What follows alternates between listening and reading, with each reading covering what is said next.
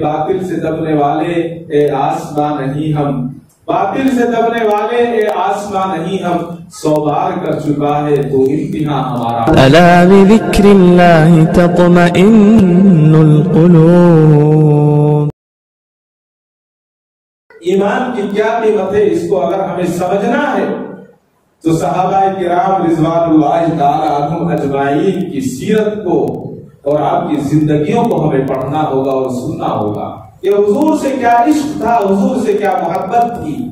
حضور اکرم صلی اللہ تعالی علیہ وسلم کے صحابی حضرت خبیب رضی اللہ تعالی عنہ، حضرت خبیب رضی اللہ تعالی عنہ کے تعلق سے آتا ہے جب آپ مدینہ منورہ سے مکہ تشریف لے گئے تو مشرکین نے آپ کو گرفتار کر لیا اور آپ کو قید خانے میں ڈال دیا اور بہت ساری صعوبتیں اور تکلیفیں دی گئی۔ حضرت خبیب رضی اللہ تعالیٰ ان تکلیفوں کو برداشت کرتے رہے، خوب تکلیفیں دی گئی اور بار بار کہا گیا کہ تو اس اسلام سے ہٹ جا، محمد عربی صلی اللہ علیہ وسلم کے دین سے ہٹ جا تو ہمیں تجھے چھوڑ دیں گے۔ حضرت خبیب نے کہا کہ یہ منظور نہیں ہے، دنیا چھوڑنا منظور ہے، دین چھوڑنا منظور نہیں ہے۔ جب بات آگے بڑھ گئی، جب بات حد سے زیادہ گزر گئی تو دارالندوا جہاں پر سارے مشرکین کی میٹنگ ہوا کرتی تھی، اس میٹنگ کی جگہ پر سارے کفار مشرکین جمع ہوئے، سارے سردار جمع ہوئے۔ سردار جمع ہونے کے بعد سب نے کہا کہ ہم نے خبیب کو کوئی ایسی تکلیف نہیں چھوڑی جس سے اس کو ہٹایا نہ جا سکتا ہو، ہر تکلیف پہنچائی، ہر تکلیف دینے کی کوشش کی، لیکن خبیب ایسا بندہ نکلا کہ وہ ذرا سا بھی ٹس سے مس ہونے کے لیے تیار نہیں ہے، وہ یہ ماننے کے لیے تیار نہیں ہے کہ میں محمد عربی صلی اللہ علیہ وسلم کی غلامی چھوڑ دوں۔ کہا کہ کیا کیا جائے، آخری درجہ انتہا کیا ہو؟ جتنے سردار تھے انہوں نے کہا آخری یہ ہے کہ خبیب کو پھانسی پر لٹکا دیا جائے، جب خبیب کو پھانسی دی جائے گی تو وہ خود ہی کہے گا کہ میں محمد عربی صلی اللہ علیہ وسلم کے دین کو چھوڑ دوں گا۔ کہا کہ یہ ٹھیک ہے، تیاری کر لی گئی۔ تیاری کرنے کے بعد حضرت خبیب سے کہا کہ خبیب دیکھ لو، آخری موقع ہے، اگر تم دین سے ہٹتے ہو تو بچ جاؤ گے ورنہ تمہیں پھانسی دے دی جائے گی۔ حضرت خبیب فرماتے ہیں کہ اے مشرکین مکہ، ایک نہیں 100 پھانسی لینے کے لیے تیار ہوں، لیکن احد کہنا چھوڑنے کے لیے تیار نہیں ہوں، ایک اللہ کی وحدانیت چھوڑنے کے لیے تیار نہیں ہوں۔ اگر پھانسی تمہیں دینا مقصود ہے تو پھانسی دے دو، اس کے لیے میں راضی ہوں۔ مشرکین ہار گئے، کہا کہ ٹھیک ہے پھانسی کے لیے تیار کر لیا جائے۔ پھانسی کے لیے تیار کر دیا گیا۔ ہر جگہ کا، ہر زمانے کا دستور رہا ہے کہ جب پھانسی کے لیے پھانسی دینے والے کو لے جایا جاتا ہے تو 1-2 دن پہلے اس سے معلوم کیا جاتا ہے کہ تمہاری کوئی خواہش، تمہاری کوئی تمنا ہو تو بتا دو تاکہ اس کو پورا کر دیا جائے۔ یہ اس زمانے میں بھی رواج ہے۔ تو حضرت خبیب سے پوچھا کہ کوئی تمنا، کوئی خواہش ہے؟ کہا کہ ایک تمنا ہے، جب پھانسی دو گے اس سے پہلے 2 رکعت نماز پڑھنے کی اجازت دے دینا، 2 رکعت نماز پڑھ لوں گا۔ غور کرنے کی بات ہے، اگر میں اور آپ ہوتے تو کیا کہتے؟ پہلے تو یہ کہتے کہ جو تم کہو گے وہ ہم کرنے کے لیے تیار ہیں۔ دوسری بات، اگر کوئی بات ہوتی تو کوئی کہتا کہ میں اپنے بچوں سے ملنا چاہتا ہوں، کوئی کہتا اپنی بیوی سے ملنا چاہتا ہوں، کوئی کہتا اپنی ماں اور باپ سے ملنا چاہتا ہوں، لیکن حضرت خبیب نے فرمایا کہ صرف 2 رکعت نماز پڑھنے کی اجازت، اور اس سے زیادہ تو اجازت دے دی گئی۔ نماز پڑھی۔ حضرت خبیب فرماتے ہیں کہ نماز میں اتنا مزہ آ رہا تھا کہ دل تو چاہتا تھا کہ سجدہ لمبا کروں، دل تو چاہتا تھا کہ نماز لمبی پڑھوں، لیکن دل میں یہ خیال آیا کہ یہ مشرکین مکہ جو کھڑے ہوئے ہیں ان کے دل میں یہ بات آ جائے گی کہ پھانسی کے ڈر سے، موت کے ڈر سے نماز لمبی کر رہا ہے، اس لیے مختصر نماز کری اور نماز کے بعد آسمان کی طرف ہاتھ اٹھائے اور گڑ گڑا کر کہا اے اللہ میں تیرے اور تیرے حبیب کی بارگاہ میں اپنی جان کا نذرانہ پیش کرنے کے لیے تیار ہوں. ایک نہیں اگر 1000 جانیں ایسی دی جائے تو 1000 جانیں میں قربان کر دوں گا. بس آپ سے ایک یہ درخواست ہے کہ میرا سلام آقا بدری صلی اللہ علیہ وسلم کی خدمت میں پہنچا. صرف میرا سلام حضور کی خدمت میں پہنچا دے, بس میرے لیے یہ کافی ہے. تختے پر لایا گیا, جب بالکل موت سامنے ہے, گلے میں پھندا ڈال دیا گیا. ایک سردار مشرک کھڑا ہو جاتا ہے اور بھاگ کر آتا ہے, کہتا ہے کہ رکو, اور کہتا ہے کہ اے خبیب, میں تمہاری پھانسی رکوا سکتا ہوں, میں تمہیں نئی زندگی دلوا سکتا ہوں, میں تمہیں عیش و آرام کی زندگی دے سکتا ہوں, ساری دنیا کی بہترین چیزیں تمہیں مہیا کرا سکتا ہوں. بس ایک چھوٹا سا کام ہے, وہ کہ اپنی زبان سے ادا کر دو, تمہیں چھوڑ دیا جائے گا. حضرت خبیب خاموش رہے. کہا کہ ایک چھوٹی سی بات ہے, بس اپنی زبان سے کہہ دو, تمہیں چھوڑ دیں گے. حضرت خبیب نے کہا کیا بات تھی؟ کہتے ہیں کہ صرف یہ کہہ دو کہ جس تختے پر, جس پھندے پر مجھے لٹکایا جا رہا ہے, اس پھندے پر نعوذ باللہ محمد عربی صلی اللہ علیہ وسلم کو لٹکا دیا جائے تو تمہیں چھوڑ دیا جائے گا. اس لیے تمہیں بھی معلوم ہے کہ ہم حضور اکرم صلی اللہ علیہ وسلم کو پھانسی نہیں دے سکتے, اس لیے کہ حضور تو مدینے میں ہیں, اور ہماری یہ ہمت اور یہ طاقت نہیں ہے کہ ہم حضور کو کسی طرح سے پھانسی دیں. صرف اپنی زبان سے یہ جملے ادا کر دو, تمہاری زندگی بچ جائے گی. حضرت خبیب رضی اللہ تعالیٰ جوش میں آ گئے, اور حضرت خبیب رضی اللہ تعالیٰ نے جوش میں کہا, اے مشرکین مکہ, کان کھول کر سن لو, خبیب کو ایک نہیں 100 پھانسی دی جائے یہ تو منظور ہے, لیکن خبیب کو یہ منظور نہیں ہے کہ خبیب اپنے گھر میں آرام سے بیٹھے اور آقا مدنی صلی اللہ علیہ وسلم کے پیر مبارک اور تلوے مبارک میں کانٹا چبھ جائے. یہ خبیب کو منظور نہیں ہے.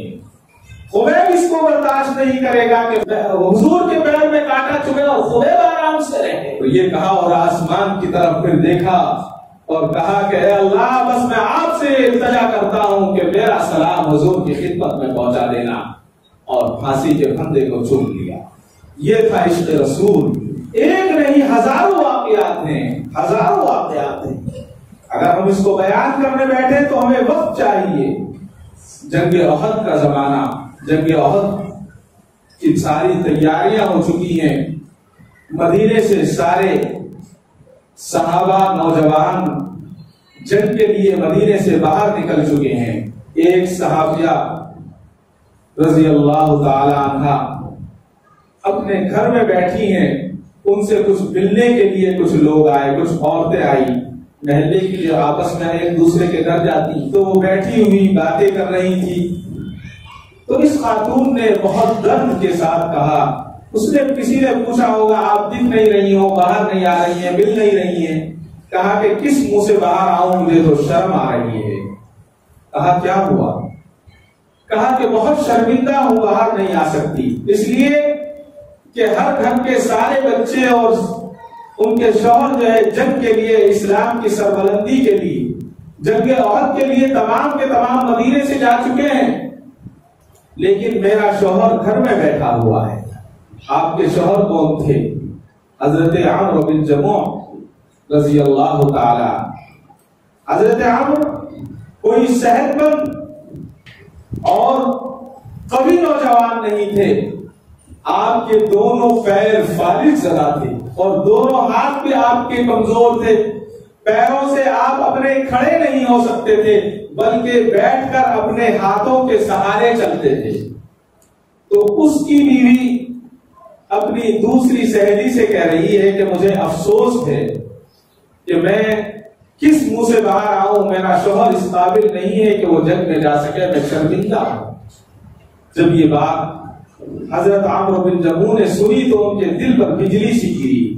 کبھی کبھی بات دل کو لگتی ہے. کہا کہ میری بیوی کی یہ خواہش کہ اس کا شوہر جنگ میں جائے اور دشمنان رسول کا خاتمہ کر دے, اور میں گھر میں بیٹھا ہوں. بات صحیح کہہ رہی ہے, لیکن ایک طرف شریعت نے اجازت بھی دی ہے, پیروں سے معذور, ہاتھ سے معذور, کھڑے نہیں ہو سکتے، چل نہیں سکتے، لیکن جذبہ تھا، ایمان تھا، ایمان کا ولولہ اٹھا۔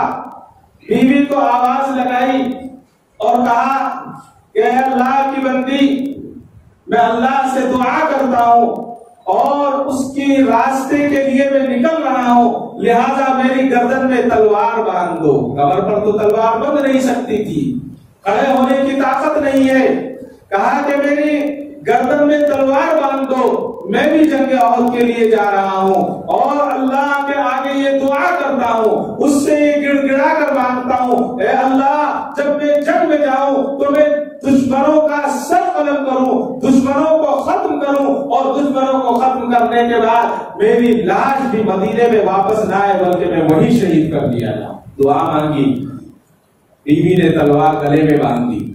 اندازہ لگا سکتے ہیں کتنا بڑا قد ہوگا۔ تلوار گھس رہی ہے، گھسیٹتے ہوئے حضور اکرم صلی اللہ علیہ وسلم کی خدمت میں پہنچ گئے۔ حضور سے درخواست کی کہ یا رسول اللہ صلی اللہ علیہ وسلم، میں بھی جنگ میں جانے کے لیے حاضر ہوں۔ حضور جانتے تھے، حضور نے مسکرایا اور کہا کہ ٹھیک ہے، تمہیں بھی اجازت ہے۔ انہیں بھی اجازت دے دی گئی۔ اجازت کے بعد اپنے ہاتھوں کے ذریعے جنگ احد کی طرف، میدان کی طرف چل دیتے ہیں۔ لکھا ہے آگے پہنچے آپ کے 2 صاحبزادے جنہوں نے بچپن میں ابو جہل کو قتل کیا تھا، حضرت معاذ ملے، کہا کہ ابا جی آپ کیوں آ گئے؟ آپ تو چل نہیں سکتے، کھڑے نہیں ہو سکتے، جنگ کے لیے آپ کے 2 بیٹے تو آئے ہیں، قربان جائیے ان کے ایمان پر۔ حضرت عمرو بن جموح نے فرمایا کہ بیٹے تم اپنی جنت بنانے کے لیے آئے ہو، میں اپنی جنت بنانے کے لیے آیا ہوں۔ تمہیں اپنے ایمان کی طاقت دینی ہے، مجھے اپنا ایمان بچانا ہے۔ میں اپنے آپ کو حضور اکرم صلی اللہ علیہ وسلم کے غلام کے ہونے کی حیثیت سے اپنے آپ کو قربان کرنے کے لیے آیا ہوں، مجھے روکو مت۔ کسی صحابی نے کہا کہ عمرو کو روکو، کیوں جا رہا ہے؟ یہ ابھی جنگ شروع نہیں ہوئی، یہ دشمنوں کی طرف جا رہا ہے، اس کو روکو۔ ہمارے پاس پہلے ہی ہتھیار کم ہے، تلواریں کم ہے، اپنی ایک تلوار ہی دشمن کو دینے کے لیے جا رہا ہے۔ حضرت عمر فاروق رضی اللہ تعالیٰ نے فرمایا کہ خبردار کوئی اس کو نہ روکے، اس کی بیوی نے اس کو بھیجا ہے اور حضور اکرم صلی اللہ علیہ وسلم کے عشق کی آگ اس کے دل میں لگی ہوئی ہے، لہذا اس کو روکنے کی ضرورت نہیں ہے، دشمنوں کو نیست و نابود کرنے کے لیے آئے، اس کو چھوڑ دو۔ تاریخ میں لکھا ہے کہ حضرت عمرو بن جموح رضی اللہ تعالیٰ جب مشرکین کے قریب پہنچے تو مشرکین ہنسنے لگے۔ حضرت عمرو بن جموح کے تعلق سے آتا ہے کہ وہ مشرکین ابھی ہنسی اور مذاق کر رہے تھے، یہ سمجھ رہے تھے کہ یہ دونوں ہاتھوں سے معذور، یہ پیروں سے معذور کیا کرے گا۔ حضرت عمرو بن جموح ان کے درمیان پہنچتے ہیں، اپنے گلے سے تلوار نکالتے ہیں اور تلوار اس بجلی کی طرح چلاتے ہیں کہ 60 کافروں کو جہنم رسید کر دیتے ہیں۔ 1-2 نہیں، 60 کافر جہنم رسید ہو جاتے ہیں۔ جب کافروں نے دیکھا کہ اس نے تو ہماری صفوں کو برباد کر دیا، سارے کے سارے حضرت عمرو بن جموح کی طرف بھاگ پڑے، کہا کہ اس کو پکڑو، اس کو مارو، ورنہ تو یہ ہمارے پورے لشکر کو کھا جائے گا۔ سارے مشرکین حضرت جموح پر ٹوٹ پڑے، حضرت عمرو کے 3 ٹکڑے کر دیے۔ حضرت عمرو کا انتقال ہو جاتا ہے، شہید ہو جاتے ہیں، جنگ ختم ہو جاتی ہے۔ جنگ ختم ہونے کے بعد بیٹے نے کہا کہ باپ جنگ میں آیا تھا، مشرکین کو قتل کر رہا تھا، قتل کرتے ہوئے بھی باپ کو دیکھا اور باپ کو شہید ہوتے ہوئے بھی دیکھا ہے۔ دیکھتے ہیں کہ باپ کی لاش کہاں پڑی ہے، 3 ٹکڑے پڑے ہوئے ملے، کپڑے میں باندھا گیا، اونٹ پر رکھا گیا کہ اس کو اونٹ پر رکھ کر چلو مدینے کی طرف چلتے ہیں، اور جنت البقیع میں حضرت عمرو کی تدفین کر دیتے ہیں۔ اونٹ کی بیٹھ جاتی ہے، چلتی نہیں ہے، اٹھایا جاتا ہے، اٹھتی نہیں ہے۔ خطیب کہتا ہے کہ آگے کرتے ہیں تو چلتی نہیں ہے، پیچھے کرتے ہیں تو چل جاتی ہے، ادھر بھی چلتی ہے، ادھر بھی چلتی ہے، لیکن کہاں نہیں چلتی؟ چلتی نہیں ہے تو مدینے کی طرف نہیں چلتی۔ اسی کو حضرت عمرو بن جموع کے ان الفاظ کو جو ہے شاعر نے کہا تھا، نہ تیغ و نہ تلوار پر تکیا، نہ خنجر پر نہ بھالے پر، نہ تیغ و نہ تلوار پر تکیا، نہ خنجر پر نہ بھالے پر، مجھے تو بھروسہ ہے بس کالی کملی والے پر صلی اللہ علیہ وسلم۔ جب اونٹنی چلتی نہیں ہے تو ایک بیٹا حضور اکرم صلی اللہ علیہ وسلم کی خدمت میں حاضر ہوا اور پورا واقعہ سنایا اور کہا کہ یا رسول اللہ صلی اللہ علیہ وسلم، میں اپنی باپ کی لاش کو مدینہ لانا چاہتا ہوں لیکن اونٹنی اٹھتی نہیں ہے، اونٹنی چلتی نہیں ہے۔ حضور نے فرمایا جا اپنے گھر اور اپنی ماں سے پوچھ کے آ کہ جاتے ہوئے تیرے باپ کے آخری کیا کلام تھا، اس نے کیا کہا تھا۔ بیٹا اپنی ماں کے پاس جاتا ہے اور خوشخبری سناتا ہے، اے اماں، ابا کو اللہ نے شہادت نصیب فرمائی ہے، اللہ نے شہادت دی ہے، لیکن بات یہ ہے کہ ہم ان کو اونٹنی کے ذریعے مدینہ لانا چاہتے ہیں تو اونٹنی آتی نہیں ہے، بات کیا ہے، بات بتاؤ، آپ سے چلتے ہوئے ابا جی نے کیا کہا تھا۔ ماں نے رو کر کہا کہ اے بیٹا، میرے دل میں درد تھا کہ سارا مدینہ اسلام کی بقا کے لیے، اسلام کی سربلندی کے لیے، لڑنے کے لیے مدینے سے باہر گیا ہے، میرا شوہر باہر نہیں جا سکا۔ میں نے غیرت دلائی، میں نے کہا کہ تمہیں بھی جنگ پر جانا چاہیے، تو چلتے ہوئے اس نے دعا کی تھی، اے اللہ مجھے شہادت نصیب کرنا اور ایسی شہادت نصیب کرنا کہ میں دوبارہ مدینے میں نہ آ سکوں بلکہ وہیں پر میری تدفین ہو جائے۔ حضور سے جا کر بتایا، حضور نے فرمایا تم قیامت تک بھی اس کو یہاں لانا چاہو گے تو یہاں نہیں لا سکتے، لہٰذا آپ کو احد پہاڑ کے بغل میں وہیں پر شہیدوں کے ساتھ آپ کو تدفین۔ یہ ایمان تھا، یہی ایمان تھا حضرت خبیب کا اور دوسرے صحابہ کا۔ گستاخی کرنا تو بہت بڑی بات، فتاوی عالمگیری میں لکھا ہے 500 علماء کرام دستخط کیے ہیں اور کہا ہے کہ اگر کوئی شخص حضور کی شان میں نعوذ باللہ یہ کہے کہ نعوذ باللہ حضور کے کپڑے میلے تھے تو یہ بھی گستاخی ہے، تو بھی قتل کرنے کا وہ بھی واجب القتل ہے، اس کو قتل کیا جائے گا۔ آج جو گستاخیاں ہو رہی ہیں، یو پی کا رہنے والا وسیم رضوی جس نے گستاخی کی ہے، کتاب لکھی ہے اور اس کو حکومت کی پناہ میں اس کو پھیلایا جا رہا ہے، جتنا وہ واجب القتل ہے وہ گنہگار ہے، اگر غور کرے تو اس کے گناہ میں میں اور آپ برابر کے شریک ہیں۔ اس لیے کہ جتنی اس طرح کی ویڈیوز آتی ہیں ہم اس کو آگے بھیجتے رہتے ہیں اور ہم یہ سمجھتے ہیں کہ اس ویڈیو کو آگے بھیجنے سے ہمیں ثواب ملے گا، ہماری جو ہے ذمہ داری پوری ہو جائے گی۔ ایسا نہیں ہے، بلکہ یہ تو سب جانتے ہیں کہ جتنے بھی آج سے پہلے گستاخ رسول ہوئے ان کا انجام کیا ہوا۔ ایک گستاخ رسول جو دشمنوں کے درمیان، شیطانوں کے درمیان اس وقت رہتا ہے، جس کو ہم سلمان رشدی کے نام سے جانتے ہیں، وہ ایک بات کہتا ہے کہ اگر کہیں میں ہوتا ہوں اور چڑیا پر مارتی ہے تو مجھے ڈر لگتا ہے کہ کوئی ایمان والا تو نہیں آ گیا۔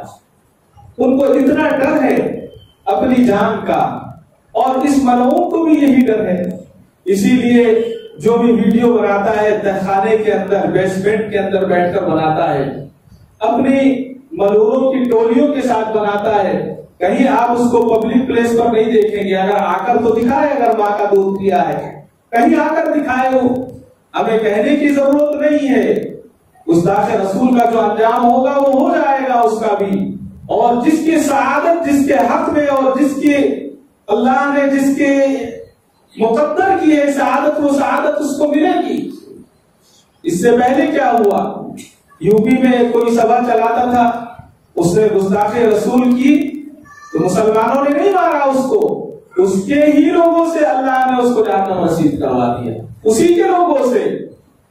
اور اس کو نظر آ رہا ہے کہ میں نے گستاخی کی ہے تو نہ مجھے جنت تو دور کی بات مسلمان کے قبرستان میں بھی جگہ نہیں ملے گی، وہ بھی جانتا ہے، اور اسی ڈر سے اس نے اعلان بھی کر دیا کہ مجھے مرنے کے بعد جلایا جائے، یعنی دنیا ہی میں جلنا شروع ہو گیا ہے، یہیں سے اس کی آخرت خراب ہو گئی ہے۔ تو اس موضوع پر بات کرنے کی بس یہی ایک خاص درخواست ہے اپنے بھائیوں سے، اپنے بزرگوں سے، نوجوانوں سے کہ گستاخ رسول کے تعلق سے ہم اپنے بچوں کو سنائیں، آگاہ کریں کہ گستاخ کی کیا سزا ہے، اور وہی سزا ہے، ایک ہی سزا ہے بس اس کی، دوسری کوئی سزا نہیں ہے۔ اس سے پہلے بھی میں نے عرض کیا گستاخ رسول کی ایک سزا سرطن سے جدا، سرطن سے جدا، بس اور کوئی سزا نہیں ہے۔ اور آج ہم ان کو گالیاں دیتے ہیں، بہت سارے لوگ کہتے ہیں کہ وہ کتا ہے، وہ سور ہے، وہ بلی ہے۔ ایسا نہیں ہے، ان جانوروں کو گالیاں نہ دی جائیں، اس لیے کہ یہ جانور بھی گستاخ رسول نہیں ہے، انہوں نے کبھی گستاخی نہیں کی۔ اور وہ منگول کا بڑا مشہور واقعہ سب نے دیکھا اور سنا کہ ایک مجمع کے اندر ایک منگول جو ہے حضور اکرم صلی اللہ علیہ وسلم کی شان میں گستاخی کر رہا تھا، تو وہاں کتا بنا ہوا تھا۔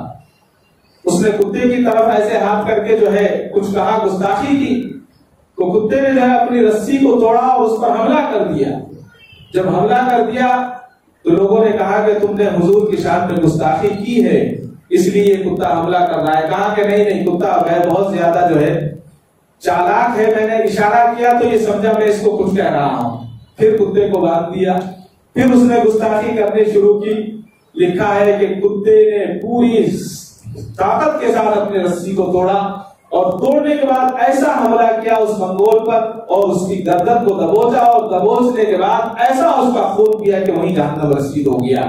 اس واقعے کو دیکھنے والے اسی موقع پر 40,000 منگول نے اسلام قبول کیا۔ جب ہمارے ایمان اس طرح کے ہو جائیں گے تو اللہ تعالیٰ کتوں سے کام لیں گے، اللہ تعالیٰ دوسرے جانوروں سے کام لیں۔ لہٰذا ہم اس طرح کی گالیوں سے بھی پرہیز کریں، اپنے بچوں کو اپنی تاریخ کو بتائیں، اپنی سنائیں، اور اس کے ساتھ ساتھ اس بات کا خاص اہتمام کریں کہ کوئی بھی گستاخی جو ہم تک پہنچے اس گستاخی کو آگے نہ پہنچائیں، اس لیے کہ اگر آگے پہنچائیں گے تو ہم بھی گنہگار ہوں گے۔ آج یہ اعلان کر رہے ہیں کہ ہم اسلام کو مٹانے کی، ہندوستان سے اسلام کو مٹا دیں گے، دنیا سے اسلام کو مٹا دیں گے۔ اسی کو تو علامہ اقبال نے کہا تھا کہ باطل سے دبنے والے اے آسماں نہیں ہم، باطل سے دبنے والے اے آسماں نہیں ہم، 100 بار کر چکا ہے تو امتحان ہمارا۔ اللہ تعالیٰ مجھے اور آپ کو حضور اکرم صلی اللہ علیہ وسلم کی ناموس کی، عزت کی، آپ کی حفاظت کی توفیق عطا فرمائے، اور آپ کی غلامی پر ہمیں اپنی جان قربان کرنے کی توفیق دے۔ وآخر دعوانا الحمدللہ رب العالمین۔ کعبے پہ پڑی جب پہلی نظر، کیا چیز ہے دنیا بھول گیا، کیا چیز ہے دنیا بھول گیا۔